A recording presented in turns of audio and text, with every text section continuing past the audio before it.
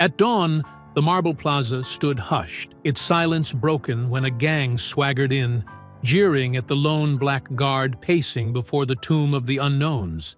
To them, Isaiah Marshall looked like nothing more than a ceremonial soldier in polished buttons, an easy target to mock and provoke. They mistook his stillness for weakness, his composure for fear.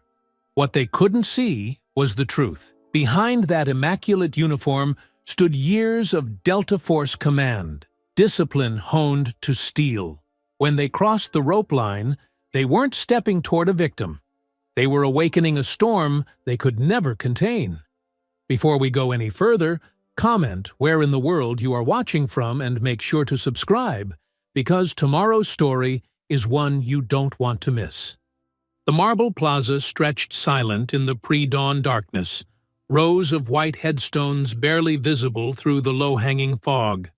Isaiah Marshall stood at attention in his perfectly pressed ceremonial uniform, the polished buttons and badges gleaming under the plaza lights. His movements were precise and measured as he performed the sacred 21-step march before the tomb of the unknowns. A small group of early morning visitors huddled near the rope line, veterans with caps displaying their service branches, families holding their children close, and a cluster of middle school students on a field trip. Their hushed whispers and occasional camera clicks merged with the distant hum of a maintenance cart.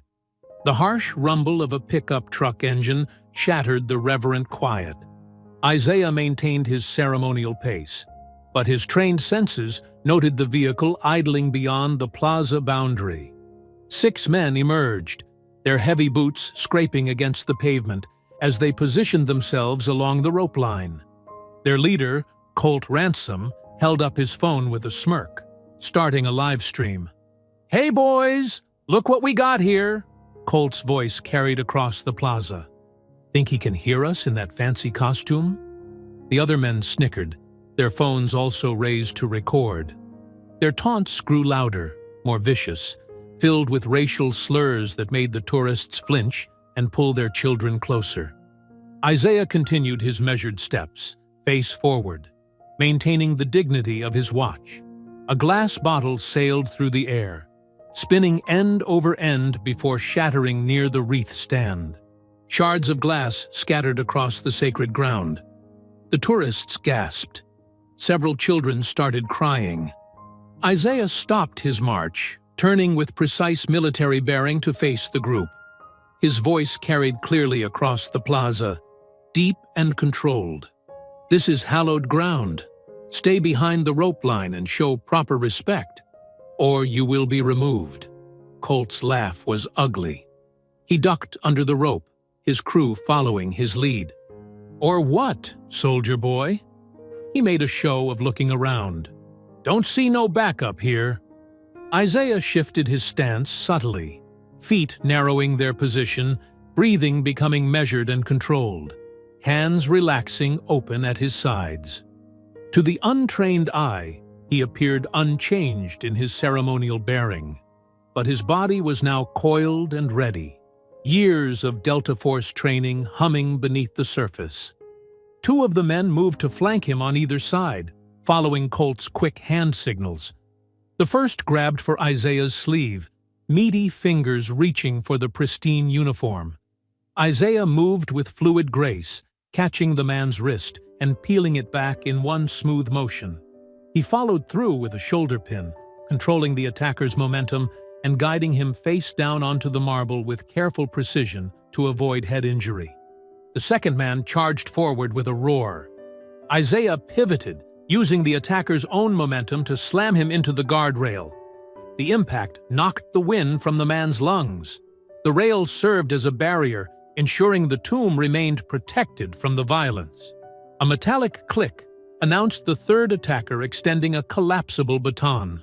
The man swung it in a wide arc, but Isaiah was already moving.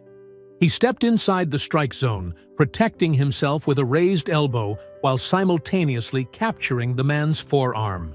With precise control, he redirected the baton's momentum, causing it to crack against the attacker's own thigh. A quick twist stripped the weapon from numbed fingers. Phones recorded from every angle as tourists captured the scene. The veterans in the crowd stood rigid, faces hard with anger at this desecration.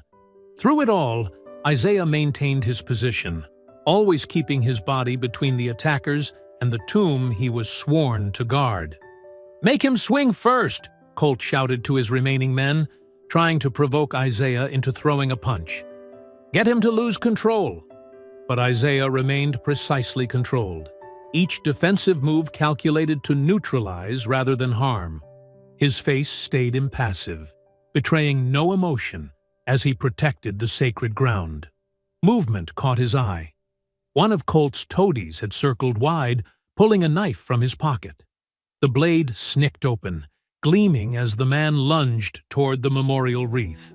Isaiah stepped off the guard mat in one fluid motion, turning to intercept the attack. His left hand shot out to catch the knife wrist, while his right foot hooked behind the attacker's ankle, ready to take him down. Isaiah's grip remained vice-like on the knife wielder's wrist, muscles tensing as he executed the next move with surgical precision. In one fluid motion, he rotated the captured arm into a figure-4 lock, his thumb pressing firmly against the blade's spine to prevent any slashing motion. The attacker's eyes widened in shock as Isaiah's knee drove into his hip, forcing him to buckle. The knife clattered harmlessly to the marble floor.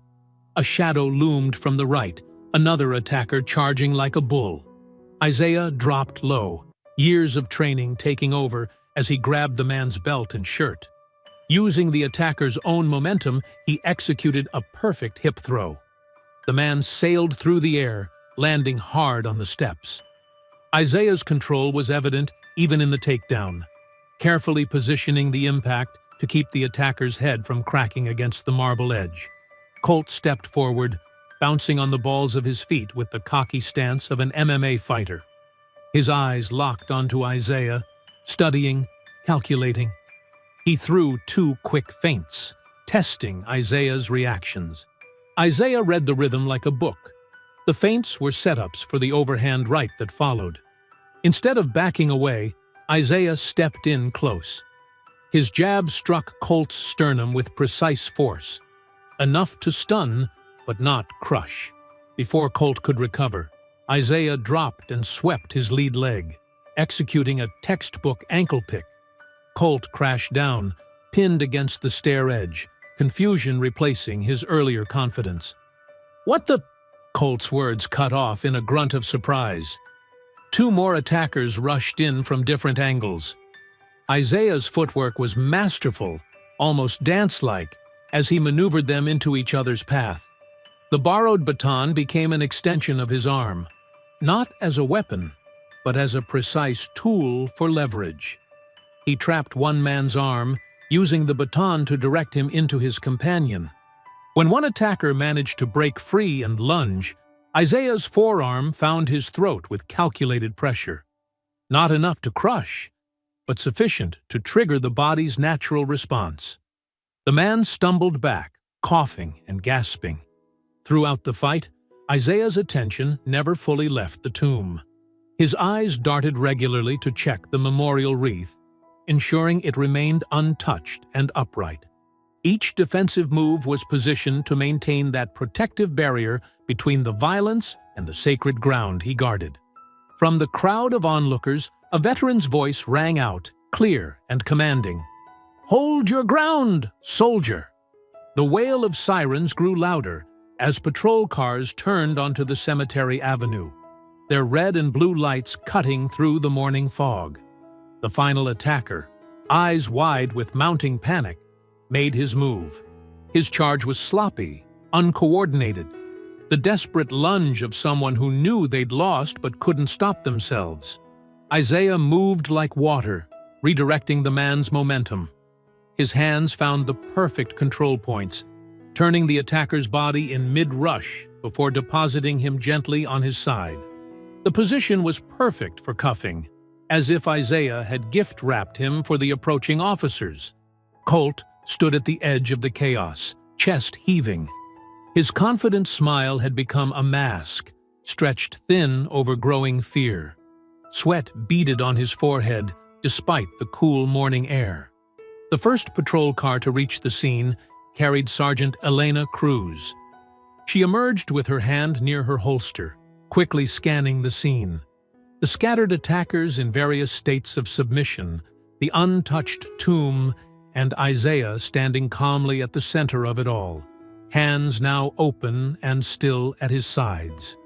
Cruz moved closer, her experienced eyes taking in every detail. She spoke quietly, meant for Isaiah's ears alone. "That was Delta?" Isaiah remained silent, his posture perfect, hands relaxed but ready. But Colt, standing close enough to hear, caught the word Delta.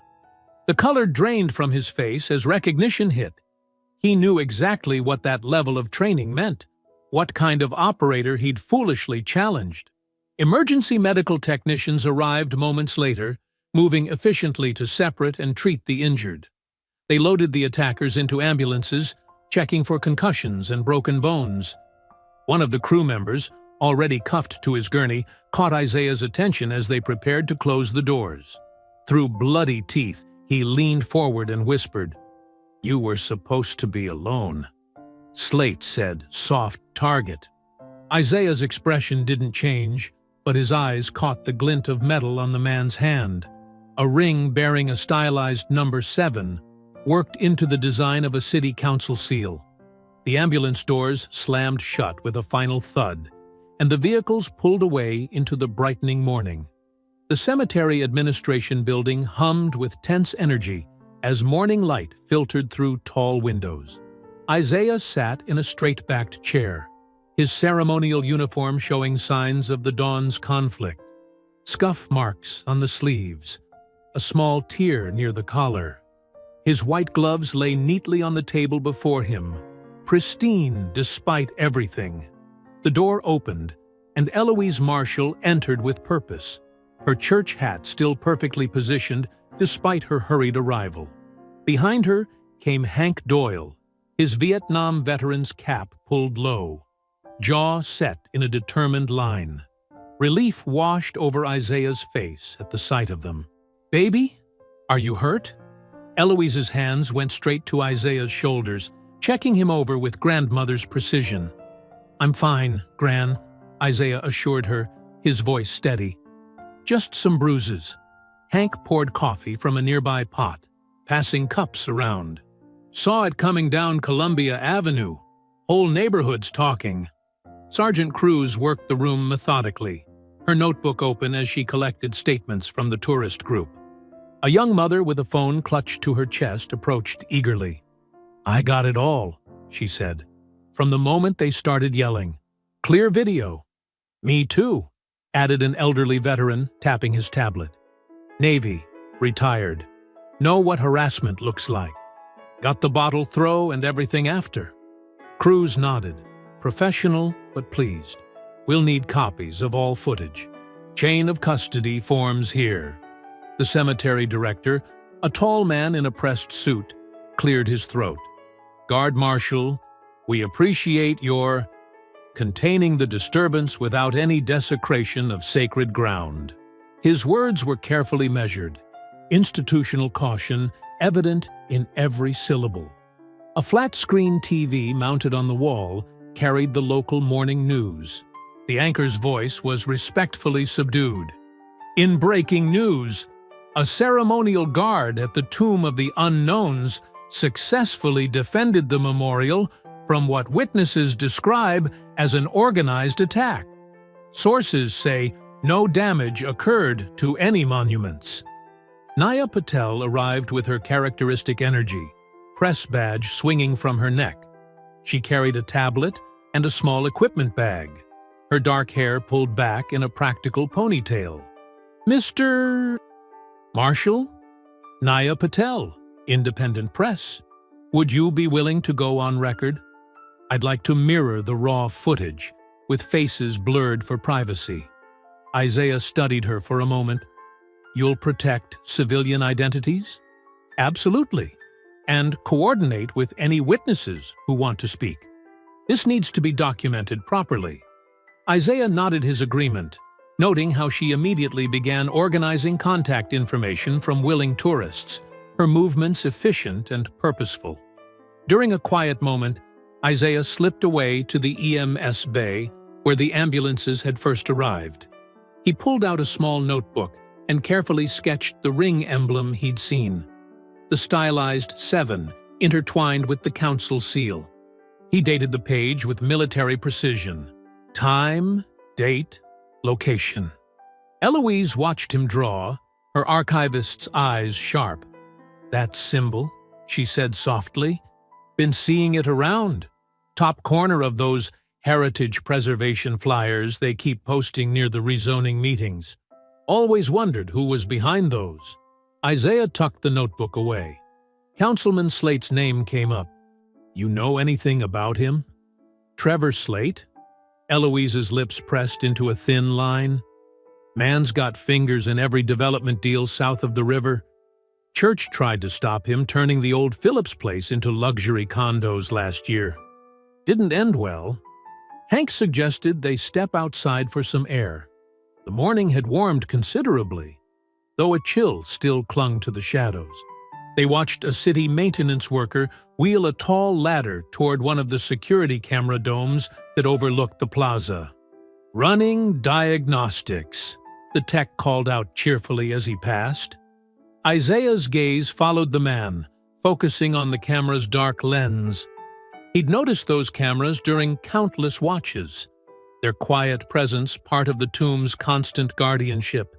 "This stays honest if the cameras stay honest," Hank remarked, his voice carrying the weight of experience. Isaiah nodded silently, watching the maintenance worker position his ladder beneath the dome. Around them, the cemetery had returned to its usual morning routine.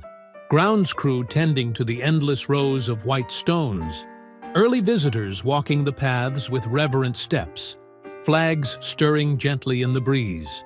Isaiah's kitchen filled with the comforting aroma of Eloise's vegetable soup as late afternoon sun slanted through the windows. The familiar sounds of chopping and stirring provided a stark contrast to the morning's violence. Isaiah sat at his small kitchen table, phone in hand, while Naya's text messages arrived in quick succession. "Got the upload points ready?" one message read. "Send any footage you have. We'll build the timeline, piece by piece." The local news played quietly on a small TV mounted under the cabinets. The anchor's tone had shifted since morning, becoming more hesitant. Developing story from this morning's incident at the National Cemetery. Eloise stirred the soup, her movements practiced and sure. "Your daddy's recipe," she said. "Always said good soup helps clear the mind." Isaiah's phone buzzed again. This time, it wasn't Naya. "Gran," he called, voice tight. "Look at this." A new video was spreading rapidly across social media. The footage showed the plaza, but something was wrong. The initial bottle throw was gone. The gang crossing the rope line erased. Instead, the clip opened with Isaiah stepping off the mat, hands already reaching for what the caption called "Peaceful Heritage Advocates." "That's not how it happened," Eloise said, wiping her hands on her apron. "We all saw the truth this morning, but the truth was drowning." Comments flooded in, each more vicious than the last. "Violent guard attacks citizens." "Unhinged assault on sacred ground." "Disgrace to the uniform." Isaiah's phone kept buzzing. "Naya, they're using bot networks. Coordinated attack. Working to trace IPs." The TV anchor's voice cut through their conversation. "Breaking news. District Attorney James Morton has announced preliminary assault charges against tomb guard Isaiah Marshall, citing what he calls troubling aggressive conduct captured on video today." Eloise turned up the volume as Morton appeared on screen, standing at a podium. "After reviewing disturbing footage, my office is pursuing appropriate legal action." The sanctity of our memorials must be protected from all threats. Morton? Eloise scoffed. Same man I saw at Trevor Slate's Christmas gala last year, laughing like old friends. Isaiah's email pinged. Official cemetery letterhead. Notice of immediate suspension. The carefully worded message cited neutrality protocols and pending investigation requirements. Naya was fighting back online. Isaiah watched her thread unfold. Witness statements, time-stamped photos showing the bottle's trajectory, demands for the cemetery's security footage. But each post disappeared under an avalanche of coordinated replies, calling her fake news, and worse. They're trying to bury the truth, Isaiah said quietly, standing to pace the small kitchen. Not just what happened, why it happened. Eloise turned down the soup and moved to the window, watching the street. 2 news vans had already parked across the way. Remember what your granddaddy used to say about lies? She asked. They run sprints. Truth runs marathons. The doorbell rang. Isaiah checked the security camera he'd installed last year, a uniformed courier with a clipboard. In the living room, under the old family photos, he signed for the certified letter. The suspension notice was crisp, official, cold. Administrative hearing scheduled for 0900 hours, 2 days hence. Eloise had followed him in, her face set with the same determination he'd seen in photographs of her at civil rights marches decades ago. The same quiet strength that had faced down fire hoses now faced this new assault on dignity. Isaiah stood at the window, watching the news vans and remembering the morning's whispered threat. You were supposed to be alone. They'd planned this. The attack, the edited video, the charges, all of it orchestrated to erase what really happened. They think they can make us doubt what we saw with our own eyes, Eloise said, resting a weathered hand on his shoulder. Her touch carried the weight of history, of battles fought, lost, and won again. We've been bent before, she said firmly, not broken. Outside, more media vehicles were arriving. Phones rang unanswered. The soup simmered on the stove, its familiar scent a reminder of home, of family, of truth worth defending. Isaiah felt the suspension notice in his hand, paper creasing under his fingers as the day's last light faded from the windows. The next morning, a soft rain pattered against the porch roof as Isaiah sat in his grandmother's old rocking chair.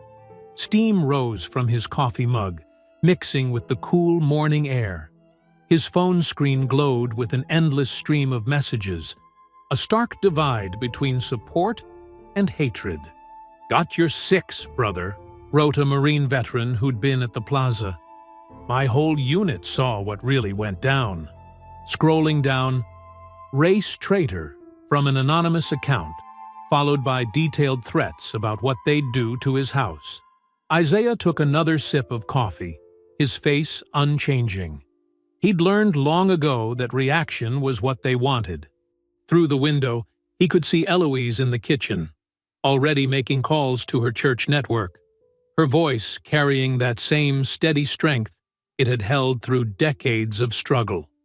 His phone buzzed, Naya's name on the screen. Isaiah, she said without preamble, her voice tight with urgency. I've got something. A contractor reached out through secure channels. Says the cemetery's surveillance system maintains off-site server backups. Everything from yesterday should be there, original and unedited. Isaiah sat forward, coffee forgotten. How secure are the backups? That's the thing, Naya replied. He's worried. Says someone would need high-level access to alter them, but it's possible. We need to move fast before... A car door slammed nearby. Isaiah looked up to see Sergeant Cruz walking quickly toward his porch, her uniform jacket pulled tight against the rain. She glanced both ways before climbing the steps. Inside, Isaiah said to both of them. Naya, hold on. In the kitchen, Cruz declined coffee but accepted a chair, her posture rigid. This isn't an official visit, she said quietly. I reviewed the initial response logs from yesterday. Something's wrong with the timeline. Eloise paused her phone calls to listen, her notepad already open. Go on, Isaiah said, putting the phone on speaker. I saw Officer Mendez near the camera dome shortly after the fight, Cruz continued. Not before, like the log claims. He was checking equipment, his words. I'm filing an internal report, but… She met Isaiah's eyes. The chain of command isn't clean. My captain plays golf with Slate every Sunday. The contractor's worried about the same thing. Naya's voice came through the speaker. The backup servers could prove what really happened, but only if they haven't been touched. Isaiah stood, pacing the worn linoleum. This wasn't just about clearing his name anymore. The attack, the edited footage, the compromised evidence. It painted a larger picture. A network of corruption reaching from street thugs to City Hall. Heavy footsteps on the porch announced Hank's arrival. He shook rain from his jacket, face set with determination. Called every vet I know who was there, he reported. 7 willing to sign statements, more coming forward. We'll need them, Isaiah said. But we need more. This goes deeper than just yesterday. Eloise closed her church directory and opened a different notebook. This one older, its pages yellow with age. These people, she said, they recycle their tricks. Same names, same patterns. She started pulling files from her archive boxes. Land deeds showing mysterious transfers. Heritage flyers from every development push.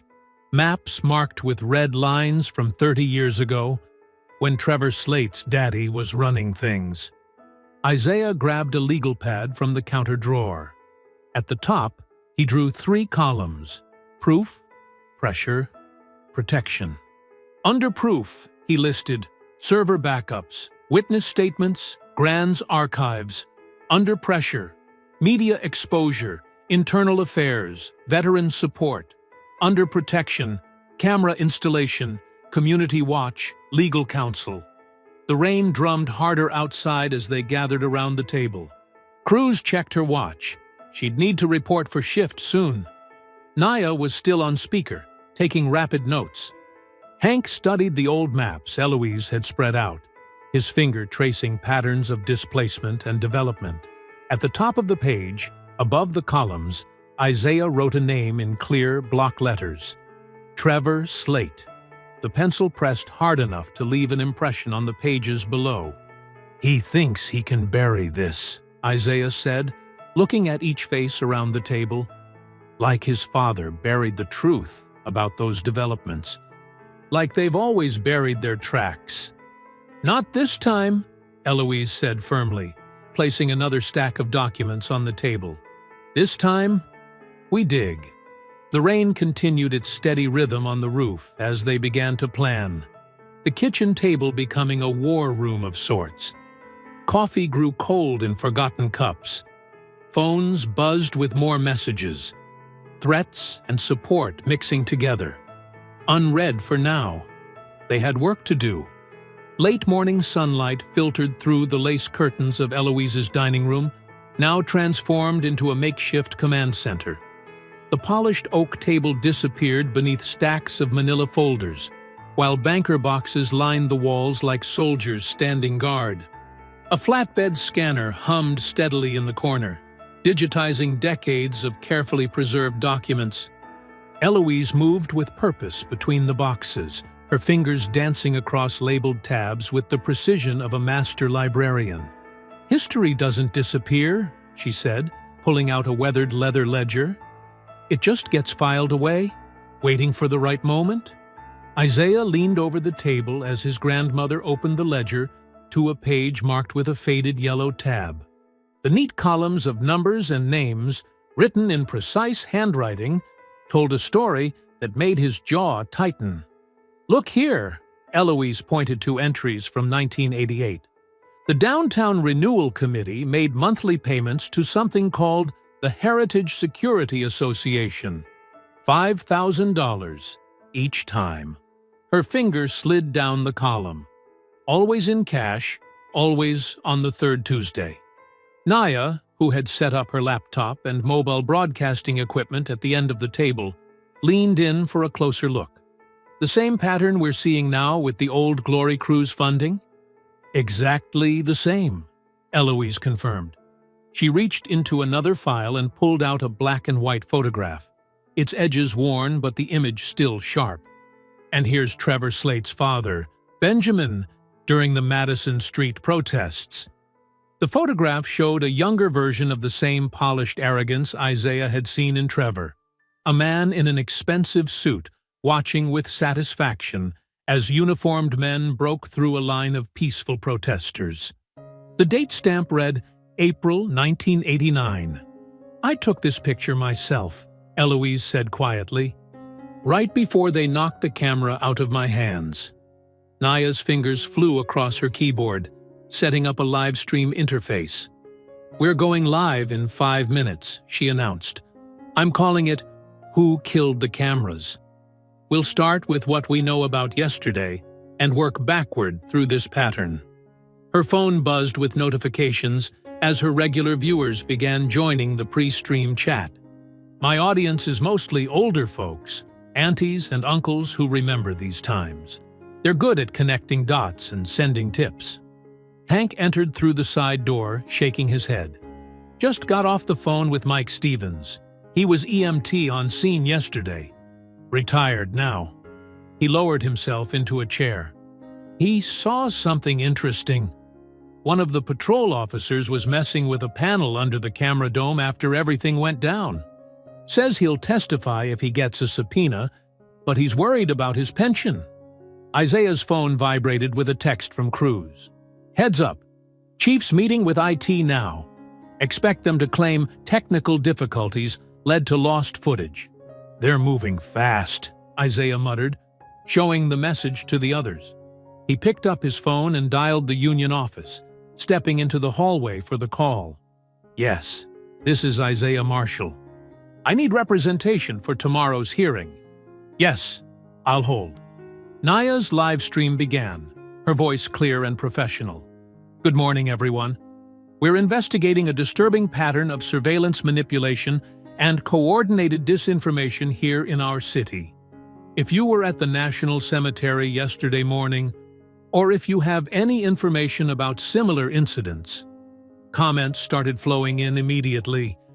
Eloise watched the screen with satisfaction as several longtime residents mentioned remembering the Madison Street protests.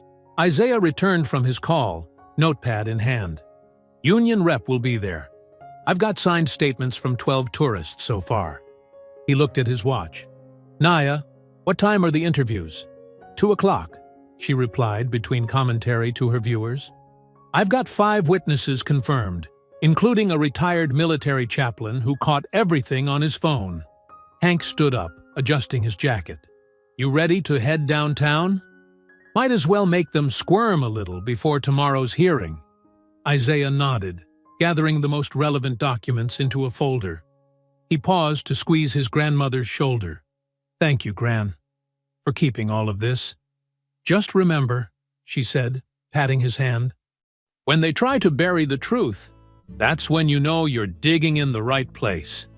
The scanner beeped, finishing another batch of documents.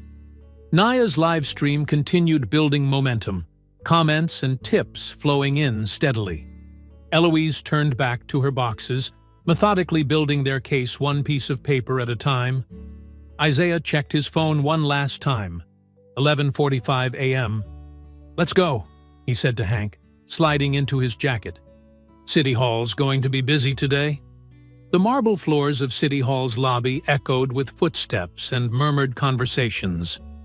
Afternoon sunlight streamed through tall windows, casting long shadows across the space where reporters huddled in loose groups, checking phones and comparing notes.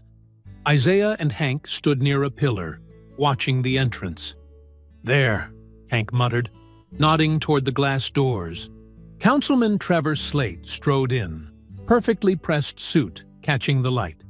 His son Evan trailed behind him, radiating entitled confidence. They were surrounded by staff clutching tablets and papers. Isaiah stepped forward, his voice carrying clearly across the lobby. "Councilman Slate." The press turned as one, cameras lifting. Slate paused, arranging his features into a practiced smile. "Yes? Do you condemn the attack at the Tomb of the Unknowns yesterday morning?" Isaiah kept his tone measured, professional. Slate adjusted his tie, a gesture that bought him 2 seconds to consider. "These are sensitive times," he began, his voice smooth as oil.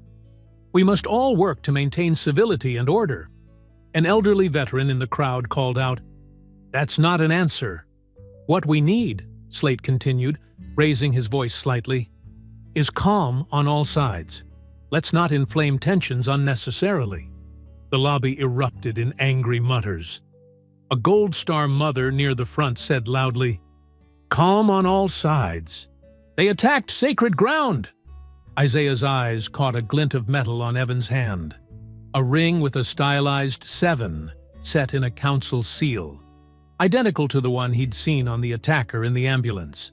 Evan noticed his gaze and smirked, deliberately adjusting his cuff to display the ring more prominently. "So you won't condemn it?" Isaiah pressed, keeping his anger in check. "I condemn all violence," Slate said smoothly, already moving toward the elevators. "Now, if you'll excuse me, I have a budget meeting." The press surged forward with questions, but Slate's staff formed a barrier. Isaiah watched Evan trail after his father, that smirk still in place. The elevator doors closed on their polished shoes. "Slippery as a greased pig," Hank growled. "But we got what we came for." Isaiah nodded, his jaw tight. They walked out into the afternoon sun and headed for Hank's truck. 20 minutes later, they pulled into the parking lot of Victory Gym, a concrete building decorated with faded American flags. Inside, the air smelled of sweat and rubber mats. Various veterans nodded to Hank as they made their way to the main training area. Coach Martinez, a stocky man with graying temples, was wrapping a young boxer's hands. He finished his work before approaching them. "Hank, been a minute." "Need some intel, Pete," Hank said quietly. "About Colt Ransom." Martinez's expression darkened. "That piece of work?" "Yeah, he runs private classes here twice a week. Calls them heritage training. Owner lets him because he pays cash up front." "Who shows up?" Isaiah asked. "Mostly his crew. Some off-duty cops, too." Martinez spat into a nearby trash can. "They keep to themselves in the back room, but I've seen what they practice. It's not regular MMA stuff." Isaiah stripped off his jacket. "Mind if I use the bags for a few?" Martinez handed him some wrap. "Be my guest." Isaiah worked the heavy bag methodically, testing different combinations. He wasn't here to train. He was reconstructing Colt's fighting style from memory, breaking down the patterns he'd seen. After 15 minutes, he stopped, certainty settling in his gut. Some of Colt's moves had been too precise, too similar to close-quarters combat techniques taught to specialized units. The gang leader had been exposed to military-style training somewhere. "Martinez," Isaiah called. "Those cops who train with Colt, any of them work with joint task forces?" The coach nodded slowly. "Couple of them." "Why?" "Just confirming a theory." Isaiah unwrapped his hands, mind racing through implications. This wasn't just street-level violence. Someone had given Colt access to tactical knowledge. His phone buzzed as he was putting his jacket back on. A text from Naya. "Got a lead on cemetery security backups. Contractor willing to talk tonight. Says files stored off-site." "Time to go," Isaiah said to Hank. The afternoon light was starting to fade outside the gym's grimy windows.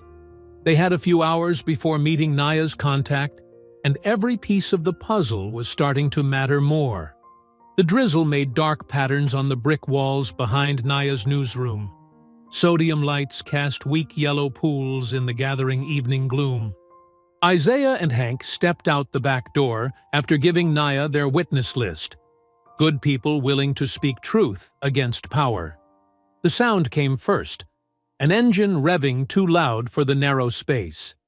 Headlights suddenly blazed at the alley's end, and a pickup truck screeched sideways, blocking their exit. "This isn't good," Hank muttered, his hand moving to his coat pocket. 4 men spilled from the truck bed with practiced coordination.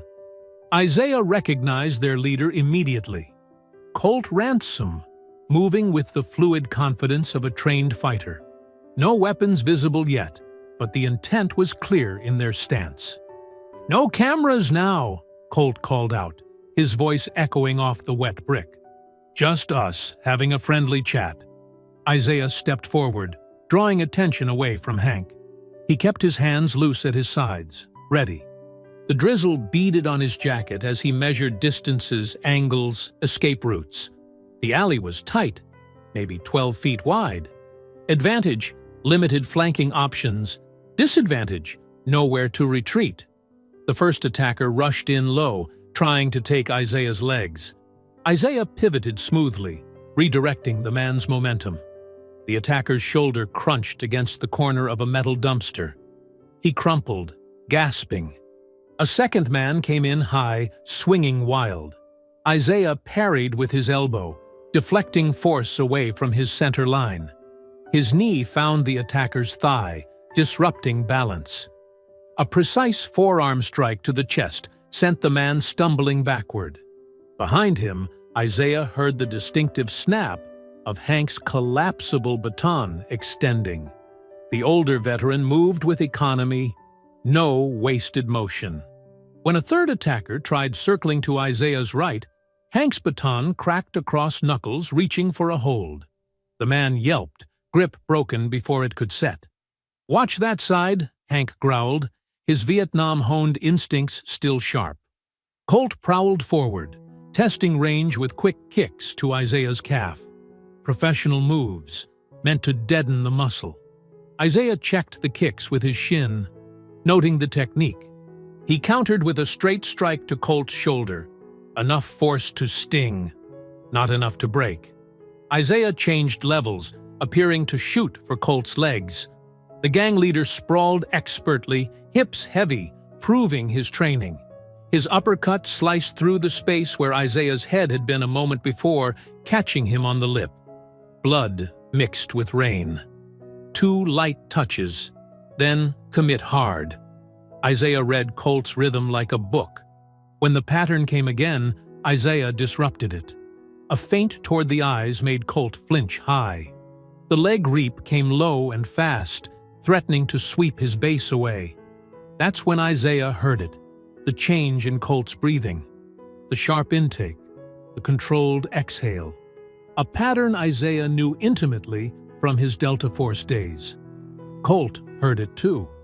Their eyes met in the dim light, and Isaiah watched fear bloom in the gang leader's face as recognition hit. Sirens wailed in the distance, growing closer. Colt's composure cracked. "We're out!" he barked, already backing toward the truck. His men scrambled to comply, helping their dazed comrades. The pickup's engine roared. Tires spun on wet asphalt as it reversed. Hank had to jump aside as the vehicle whipped past, but he got one good strike in. His baton rang against the tailgate like a bell. The sound of the truck faded into the rainy night. Quiet returned to the alley, broken only by heavy breathing and the soft patter of drizzle. Red and blue lights began strobing off the wet brick. Sergeant Cruz's cruiser pulled up moments later. She stepped out, taking in the scene. The scuffed wall, the scattered trash, the fresh skid marks on asphalt. Her eyes moved to Isaiah's split lip, to Hank's still extended baton, to their clenched jaws. "They'll escalate," she said simply, pulling out her notebook. Isaiah dabbed his lip with his sleeve, tasting copper. "So will we." The fluorescent lights in Naya's office were dimmed, casting a soft glow over monitors and coffee cups. The clock on the wall showed 11:42 p.m. Rain still tapped against the windows, a steady rhythm in the quiet room. Isaiah sat beside Naya at her desk, while Hank paced near the door. On the main screen, a digital voice modulator created eerie electronic tones, as the contractor spoke through an encrypted connection. "I'm sending the files now," the altered voice crackled. "Full backup from all cemetery security feeds, including the mirrored redundancy system. Timestamps are intact, along with complete metadata." Naya's fingers flew across the keyboard, creating secure folders as the data transferred. "Receiving now. File integrity looks clean." The first video opened on screen. Crystal clear footage from multiple angles. Isaiah leaned forward, watching the scene unfold again. The timestamp read 5:47 a.m. There he was, performing his measured guard walk. The Old Glory Cruise truck appeared at the edge of frame. The footage captured every moment in perfect detail. The jeers, the bottle arcing through pre-dawn air to shatter near the wreath, the clear breach of the rope line. "Stop there," Isaiah said quietly. Naya froze the frame. "Can you enhance the bottle throw?" She zoomed in. The motion was unmistakable, the intent clear. No editing could twist this truth. The footage continued, showing the full attack sequence. Isaiah watched himself respond with precise, measured control. The camera angles left no room for misinterpretation. Every move was defensive, protecting the sacred ground. "Look," Hank pointed suddenly. "Top right quadrant, 6:11 a.m. They all watched as a patrol car pulled up. An officer emerged with a ladder, climbed to the camera dome, and clearly disabled the system. The mirrored backup caught it all, including his badge number. "The system logs confirm it," the contractor said. "Primary cameras went dark at 6:12 a.m., but the backup kept recording to our secure off-site storage for another 17 minutes before auto shut down." Naya was already organizing the footage into a structured presentation. "This demolishes their narrative. The doctored clip they've been pushing? It's provably false now. We can trace exactly where they spliced it." Isaiah pulled out his phone to call Eloise. She answered on the first ring, as if she'd been waiting. "We have it, Gran," he said softly. "The whole thing. Clear as day." He heard her quick intake of breath. Then a quiet sniff. "Thank the Lord," she whispered, voice thick with emotion. I knew the truth would show itself."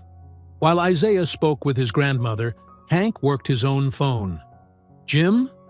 Yeah, get the word out to the veteran groups. We need everyone at that hearing." "Yeah, full dress if they've got it." "Exactly. Show them what standing together looks like." Naya had started a protected upload to multiple secure servers. "I'm scheduling the live stream for tomorrow afternoon. We'll walk through the complete chain of custody, timestamp by timestamp. My regular viewers are good at spotting details.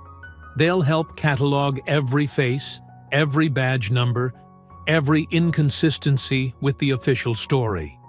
The next evening, the Unity gathering at Eloise's church filled every pew and folding chair. Veterans sat alongside young families. Christian, Muslim, and Jewish clergy stood together near the pulpit. The air hummed with quiet determination. Isaiah spoke briefly, standing straight in his civilian clothes. "We tell the truth," he said, voice carrying to the rafters, "and we protect each other." The words rang through the sanctuary like a bell. People lined up afterward, signing witness statements and sharing their own stories of standing against intimidation.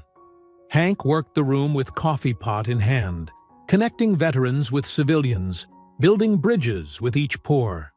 Eloise moved through the crowd like a quiet general, her notebook open, recording names and numbers. She'd seen gatherings like this before, knew their power. Every signature was ammunition against lies.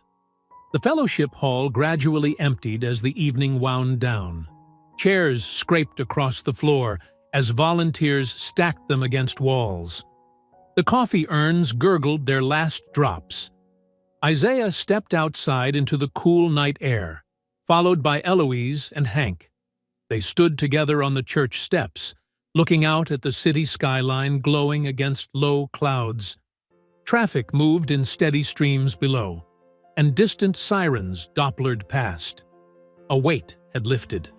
For the first time since the attack, Isaiah felt his face relax into a genuine smile. The truth was secured now, backed up and witnessed. They had what they needed. The morning sun cast long shadows across Isaiah's front steps as he picked up the newspaper. The bold headline hit him like a physical blow. Footage disputed. Judge considers gag order. His phone buzzed. Naya calling. Isaiah. Her voice was tight with anger. The contractor. They found him this morning in his apartment. They're calling it suicide. Isaiah's grip tightened on the phone. The one who gave us the backups? Yes. But something's wrong. He had lunch plans today with his sister. Sent her a text last night about meeting at their usual place. Who makes lunch plans if they're planning to... She stopped, collecting herself. I'm looking into inconsistencies. Inside, Isaiah's TV showed a courthouse press conference. Judge Carlton Myers stood at a podium, his tone measured and official. Given serious concerns about chain of custody and potential tampering, this court is issuing a temporary restraining order blocking publication or distribution of the disputed cemetery surveillance footage until a full review can be completed. Isaiah's phone lit up again. Cruz this time. Hearings postponed pending the review. They're burying this in red tape. The morning grew darker. By noon, toxic messages flooded social media. At 2 p.m., Naya called again, her voice shaking. They're posting your address, all the hate sites. I'm reporting them, but they keep popping up. I'll handle it, Isaiah said, already planning security measures. But the real blow came that evening. The crash of breaking glass at Eloise's house brought Isaiah running from next door. In the living room, a brick lay amid scattered shards. A crude swastika had been painted on its surface in red. Eloise stood in her kitchen doorway, straight-backed and calm despite the violation. Just glass, she said firmly. We've survived worse. 2 patrol officers took statements, but their attitudes were dismissive. Probably just kids, one said, barely looking up from his notepad. We'll increase patrols in the area. They left without collecting the brick for evidence. After they left, Isaiah examined the brick more closely. The paint was still tacky. This was fresh, targeted. He bagged it carefully, documenting everything with his phone. As he worked, his mind circled back to the fight training patterns he'd observed. The way Colt had countered some of his moves, it hadn't been just lucky guessing. At the gym yesterday, a trainer had mentioned something about Colt's background, about some special training he'd done. Joint operations, Isaiah muttered, pieces clicking together. He did a training block with contractor units adjacent to special operations. That explained Colt's familiar counters. He'd been exposed to some of the same tactical foundations. Hank arrived with plywood and tools. As they worked to secure the window, Cruz called with more news. Trevor Slate just got fast-track approval for a Saturday event, she said. They're calling it a heritage rally, a vigil for victims of cemetery violence. Her disgust was clear. It's a trap, Isaiah. Word is they're planning something to provoke a reaction. They want you to lose control on camera. 2 days, Isaiah said. They're moving fast. Be careful, Cruz warned. This feels coordinated. The night deepened as Isaiah and Hank finished boarding up the window. Eloise made coffee, her movements in the kitchen deliberately normal, refusing to be cowed. Isaiah stood looking at his reflection in a remaining pane of glass. The streetlight caught his face at an angle, highlighting the determination in his eyes. The past week had been all reaction, responding to their attacks, defending against their lies. That had to change. No more reacting, he said to his reflection. He pulled out his phone and dialed Hank first, then Naya on conference.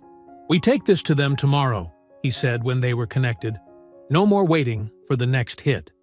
"I'm ready," Naya replied. "My followers are already digging into Slate's permit process. There's money moving through weird channels. Got a few dozen vets standing by," Hank added. "Good people who know how to document everything clean and clear." They talked logistics for several minutes, laying out plans for the morning. When Isaiah ended the call, Eloise was watching him from her armchair, hands folded in her lap. "Remember what I taught you about receipts," she said quietly. "Everything leaves a trail, even lies." Isaiah nodded, his jaw set. Tomorrow, they would start following those trails, all of them, wherever they led. The truth was more than just footage now. It was a weapon they needed to learn to wield. Morning light filtered through Eloise's lace curtains, casting delicate patterns across the dining room table, now buried under maps, documents, and laptops. The room smelled of fresh coffee and printer ink. Isaiah stood studying a warehouse floor plan, while Naya's tablet chimed with incoming tips from her followers. "Look at this," Naya said, turning her screen. Property records show the warehouse at 1879 River Street was leased 6 months ago to Heritage Preservation Associates. Same day Slate's passee made a donation to them for cultural outreach. Hank snorted from his chair, where he was checking radio frequencies. Cultural outreach. That's what they're calling intimidation now? "There's more," Naya continued, scrolling through messages. "My viewers found utility records. Power usage spiked last month, way more than an empty warehouse should need. And delivery manifests show regular shipments of office supplies. Burner phones need charging," Isaiah noted, marking potential entry points on the floor plan. "And paper trails need paper." Eloise emerged from her study carrying another archive box. She set it down carefully and pulled out a folder of yellowed newspaper clippings. 1992, she said. "Same warehouse district, different names, same game. They used those buildings to store campaign materials back then, too." Cruz arrived, still in uniform but off-duty. She accepted coffee from Eloise and spoke in measured tones. "Tonight between 2100 and 2300, patrols are focused on a noise complaint cluster downtown. River Street will be less observed than usual. That's all I can say." 2-hour window, Isaiah said. "We'll need it clean and quick." Hank opened a duffel bag on the floor, revealing neat rows of equipment. Encrypted radios, high-beam flashlights, compact first aid kits, and non-lethal defensive gear. "Borrowed these from some friends who owe me. Everything's registered and legal." "Good," Eloise said firmly. She stood at the head of the table, commanding attention without raising her voice. "Now we set the boundaries. This is about exposure, not revenge. We document, we secure evidence, and we hand it to proper authorities. No destruction, no personal vengeance, no exceptions. The truth is enough." Isaiah nodded. "Agreed. We do this right." He turned to the team. "Naya, you'll coordinate from your office. I'll stream everything to you through secured folders. You narrate with a 10-minute delay for safety." "My followers are ready," Naya said. "They'll mirror everything instantly, so it can't disappear." "Cruz," Isaiah continued, "you stay clear unless there's gunfire. We need you clean for the official response." "I'll have units ready to respond to any legitimate calls," she said carefully, "with full body cam documentation. Hank, you're our exit strategy. Keep the engine running. Coordinate the veteran escort for backup. How many vehicles?" 8 trucks, 16 riders, all combat vets, all disciplined. They'll create a buffer zone, nothing more." Isaiah traced the route on the map. "Primary entry here, secondary exit here. If the first route is blocked, we go north 3 blocks to the alternate pickup point. Radio check every 15 minutes." They spent the next hours refining details. Eloise made sandwiches that few of them ate. The afternoon sun tracked across the floor as they war-gamed scenarios, checked equipment, and established communication protocols. As dusk approached, they began final preparations. Isaiah changed into dark work clothes, not his uniform, nothing that could connect this to his official duties. He synced his phone to the secure cloud folders Naya had set up, testing the connection 3 times. Hank loaded the gear into his truck, while Naya headed to her office to set up the delayed stream. Cruz left for her patrol, maintaining deliberate distance from whatever might unfold. In the growing darkness, Eloise approached Isaiah as he did his final equipment check. She pressed something small and metal into his hand, her silver cross on its thin chain. "For luck," she said, "and reminder." Isaiah tucked the cross into his pocket, feeling its weight. "I'll make it right," he said quietly. "You'll make it true," she corrected. "That's enough." Through the window, they could see Hank's truck idling in the driveway, headlights off. The night ahead felt heavy with possibility and risk. Isaiah checked his phone one last time. All systems connected, all folders synced, all links secure. He looked at his grandmother, this steel-spined woman who had taught him about documentation and determination. She nodded once, permission and blessing combined. Isaiah straightened his shoulders and stepped out into the darkness, heading for Hank's waiting truck. Through the industrial darkness, sodium lights cast sickly orange pools across empty loading bays. The river's constant motion sent small waves slapping against wooden pilings, providing natural cover noise. Isaiah crouched in Hank's idling truck, doing final radio checks. "Remember," Hank said quietly, 15-minute intervals. 1 click for OK, 2 for trouble, 3 for emergency extraction. Isaiah nodded, testing his body camera's connection to Naya's system. A green light blinked steadily. "If I miss 2 check-ins..." "We come in hot," Hank finished, "but clean. No heroics." The warehouse loomed ahead, a hulking shadow against the city's amber glow. Isaiah studied its silhouette, matching it to the blueprints he'd memorized. 3rd floor, west side, a window with a compromised lock, according to Naya's sources. "Time to work," Isaiah said, pulling on thin gloves. Hank squeezed his shoulder once. "Hunt, careful, brother." Isaiah slipped from the truck into the darkness. He moved like water between shadows, each step placed with deliberate care. His breathing settled into the measured rhythm he'd learned in Delta. Slow inhale through the nose, controlled exhale through barely parted lips. Silent, calm. The fire escape's ancient metal wanted to protest his weight. Isaiah distributed his mass along the edges of each step, close to the brackets, minimizing potential creaks. Rust flaked under his gloves. 3 stories up, the promised window waited. The lock was indeed broken, hanging uselessly from one screw.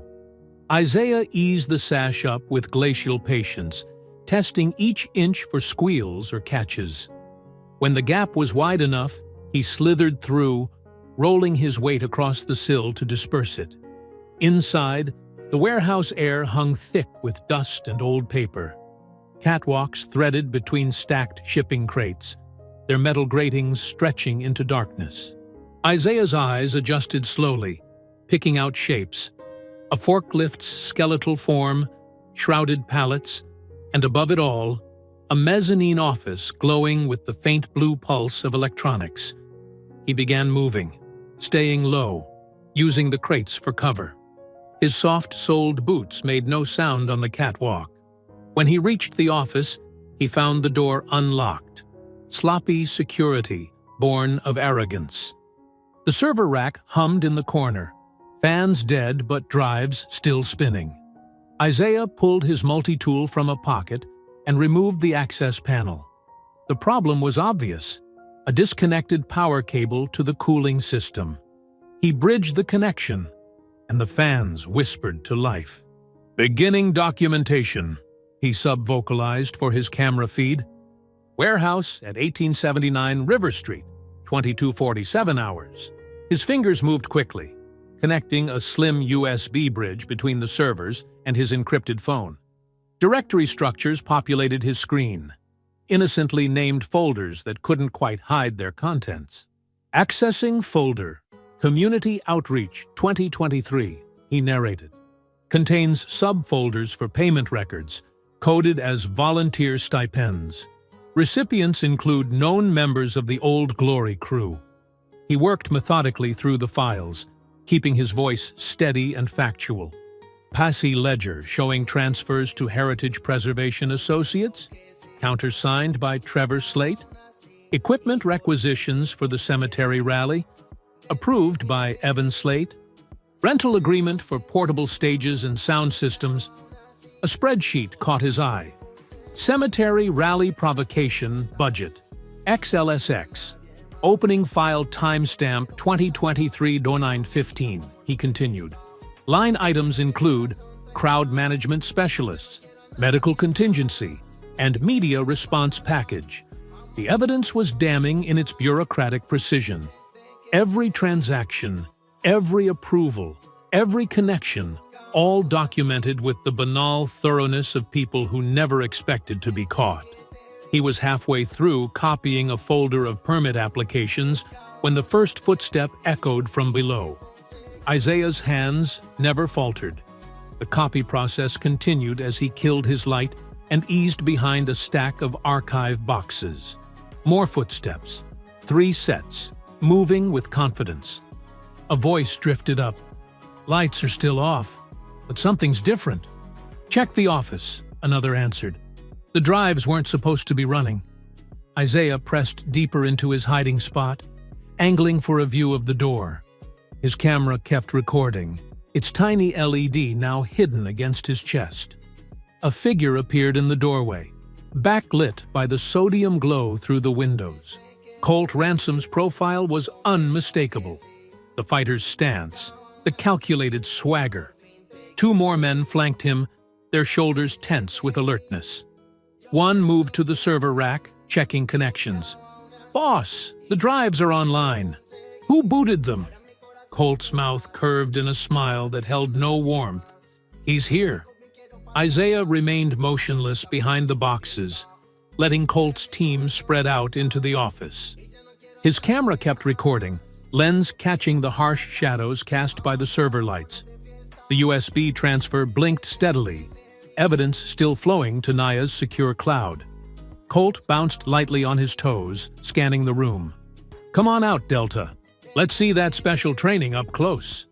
Isaiah held his position, analyzing Colt's movement pattern. The fighter was favoring his left side slightly, remnant damage from their last encounter. His 2 lieutenants gripped makeshift weapons, a length of pipe, a heavy flashlight. "No?" Colt called. "Then we do this the hard way." He kicked over a filing cabinet with a thunderous crash. Isaiah used the noise to slide to a new position, but his boots scuffed slightly on the metal grating. Colt's head snapped toward the sound. "There you are!" Isaiah rose smoothly, hands open at chest level. "You're on camera, Colt." "Everything's streaming." "Perfect," Colt grinned. "They can watch me take down the mighty Tomb Guard." He began circling, throwing probing leg kicks that sliced the air between them. Isaiah recognized the rhythm from their previous fight. 2 light strikes setting up a power shot. He offered a slight wince when a kick brushed his calf, letting his shoulder dip as if favoring that side. Colt took the bait, launching forward with a combination. Isaiah met the rush in a clinch, absorbing Colt's short uppercuts against his forearms. When Colt tried to dirty box from the inside, Isaiah broke the clinch with a controlled headbutt to the nose, not enough to shatter, just enough to stun. His knee snapped up into Colt's thigh, deadening the muscle. Using the bigger man's momentum, Isaiah shoved him sideways into a coiled chain hanging from a nearby hook. Colt stumbled, cursing. A lieutenant charged in, swinging the pipe. Isaiah moved inside the arc, forearm deflecting the strike, while his other hand caught the attacker's wrist. A quick rolling motion sent the pipe clattering across the floor. The man threw a wild punch. Isaiah ducked and guided him face first into a crate. He spotted a cargo strap dangling from a ceiling hook. When the second lieutenant rushed him, Isaiah sidestepped, grabbed the strap, and looped it around the man's neck in one fluid motion. He applied pressure, careful, measured, until he felt the fight drain away. Before unconsciousness hit, Isaiah released his hold, letting the man slump to his knees. Colt had recovered, circling again, but with more caution now. He changed angles, landing a sharp kick to Isaiah's calf that sent needles of pain up his leg. Isaiah shifted his weight, adapted his footwork. He altered his timing, explosive three-step advance, then a pause, breaking Colt's ability to predict. The change in cadence worked. Colt overcommitted to a right cross, leaving himself exposed. Isaiah caught the arm, used Colt's forward momentum for an arm drag takedown. They hit the floor hard, Isaiah maintaining top position with his knee pressed into Colt's triceps. He kept his hands open beside Colt's head, making sure the camera caught his restraint. "It's over," Isaiah said quietly. "Get off him." The shout came from the mezzanine. Evan Slate stood at the railing, pistol trained on Isaiah's back. "I said get—" A dark shape burst through the side door. Hank, moving with veteran speed. His baton whipped out in a precise arc, cracking against Evan's wrist. The gun spun away into the shadows. "Police! Hands where I can see them!" Sergeant Cruz appeared behind Hank, weapon drawn. She kicked the fallen pistol clear, then moved with practiced efficiency to secure Evan in cuffs. The lieutenants, still dazed, were next. Isaiah turned his body camera toward the office wall. Row after row of printed documents stood revealed. Bank statements, emails, permit applications. The cemetery rally budget spreadsheet hung centerpiece, its incriminating line items clearly visible. Stage setup, $12,000. Security overtime, $8,500. Inciting content creation, $15,000. Through his earpiece, he could hear Naya's voice narrating each revelation to her viewers. Routing number matches previous payments to known Old Glory crew members. Email chain shows Trevor Slate personally approving the content strategy for what they're calling the confrontation phase. Beneath him, Colt made one last attempt to buck free. Isaiah calmly re-established control, keeping his breathing steady and measured. Sirens grew louder outside. "Colt Ransom," Cruz announced clearly for the camera. "You're under arrest for conspiracy, assault, and violation of federal hate crime statutes." She moved to Evan. "Evan Slate, you're under arrest for conspiracy, attempted assault with a deadly weapon." Isaiah stood slowly, hands raised to shoulder level, making his compliance obvious to both the approaching officers and Naya's audience. His camera caught everything: the evidence wall, the fallen weapons, the controlled aftermath of necessary force. The warehouse filled with flashlights and radio chatter as tactical teams secured the scene. Through his earpiece, Isaiah heard the steady tide of Naya's followers reacting in real time to each new document revealed in the delayed stream. The truth was flowing into the light, unstoppable now. Blue and red lights painted the warehouse walls as Isaiah stood with Cruz near the command vehicle. His phone buzzed constantly with notifications from Naya's live stream. Viewer counts climbing past 6 figures.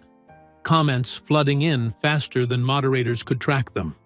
"Look at this," Naya called from her laptop setup nearby.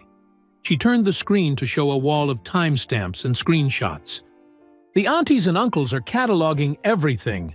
They've already traced 3 shell companies through the permit documents."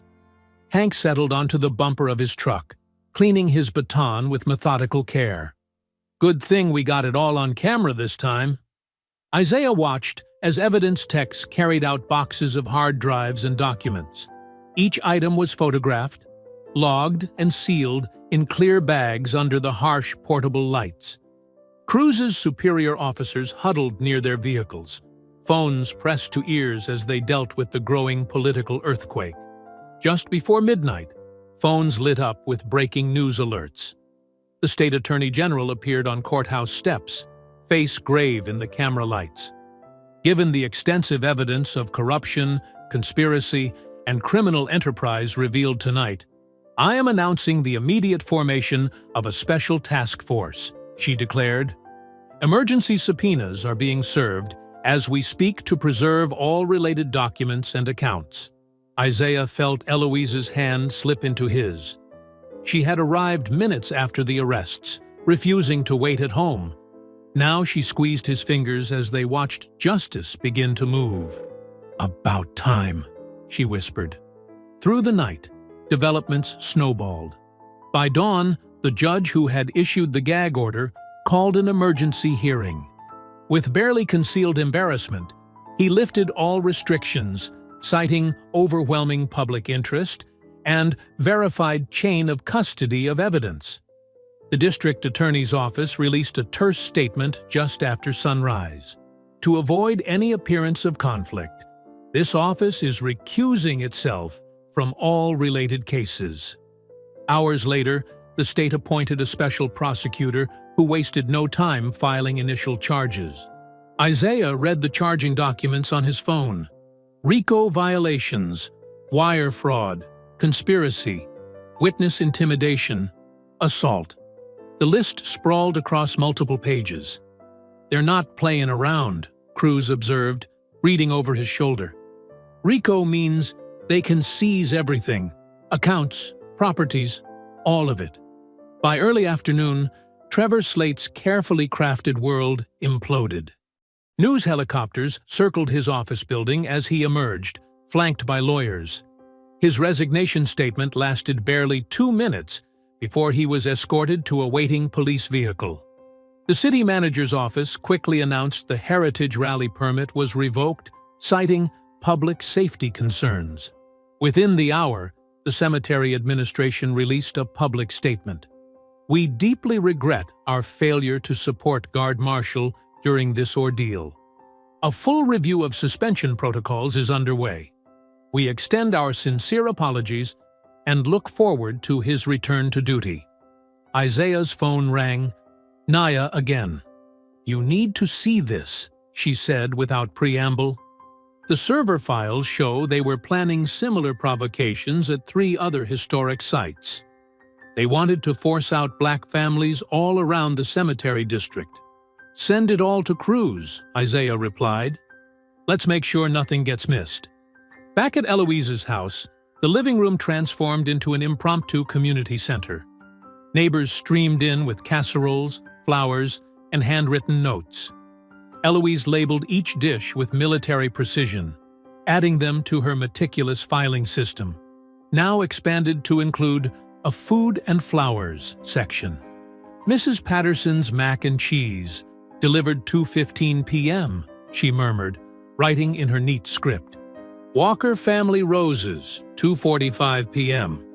Hank helped direct traffic, setting up extra chairs as people lingered to share stories and watch news updates together.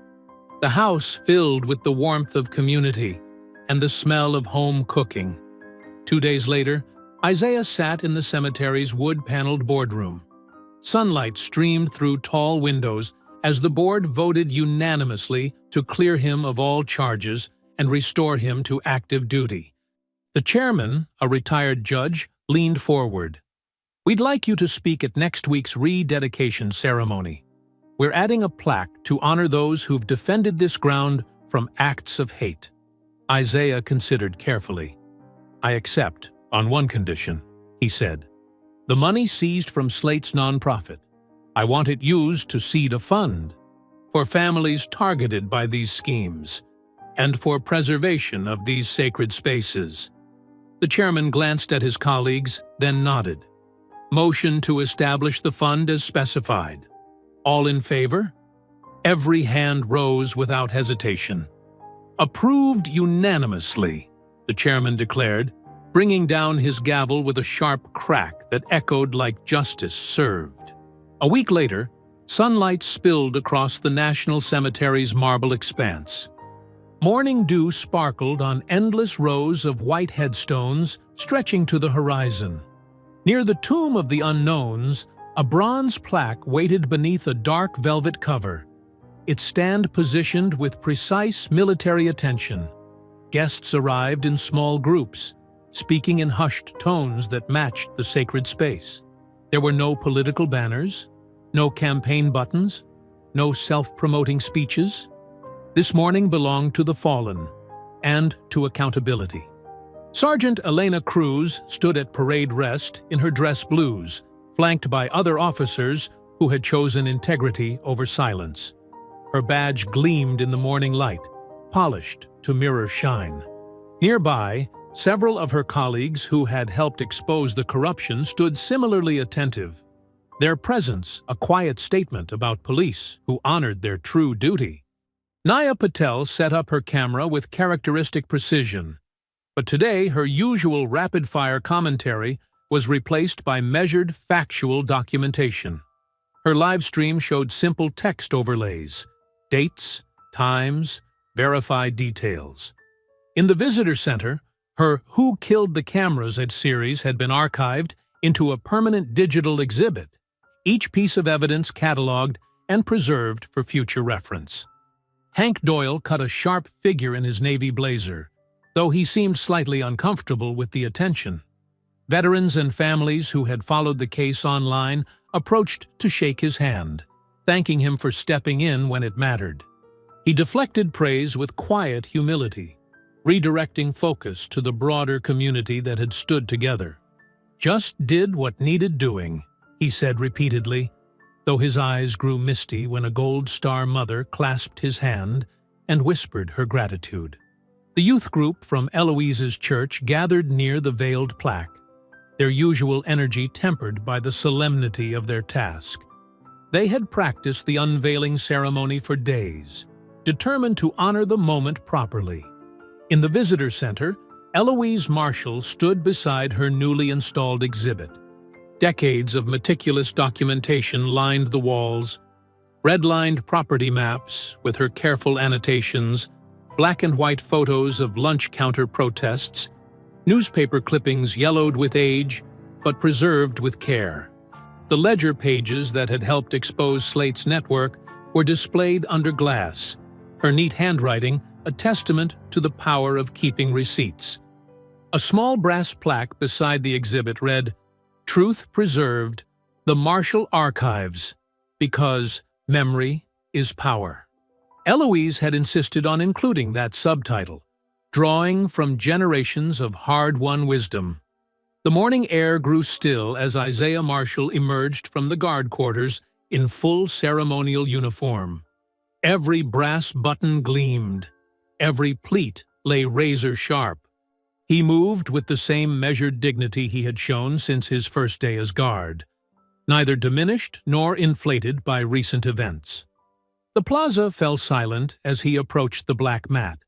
Tourist cameras lowered out of respect. Even the birds seemed to quiet their songs. Isaiah assumed the position with parade ground precision.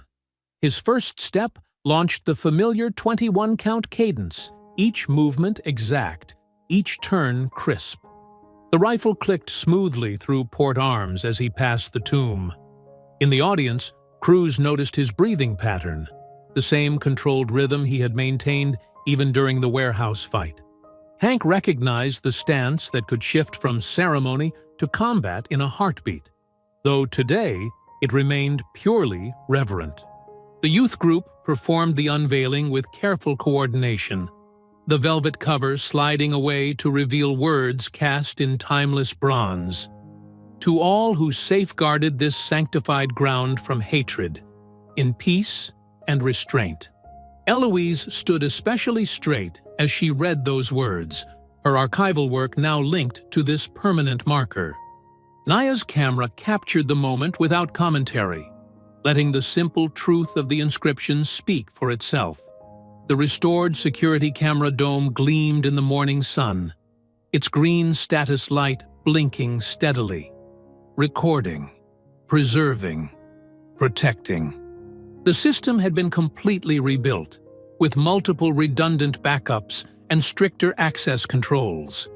Isaiah completed another circuit, reaching the end of the mat. He halted with precision, executed his turn, and faced the tomb. For a moment, the entire plaza held its breath.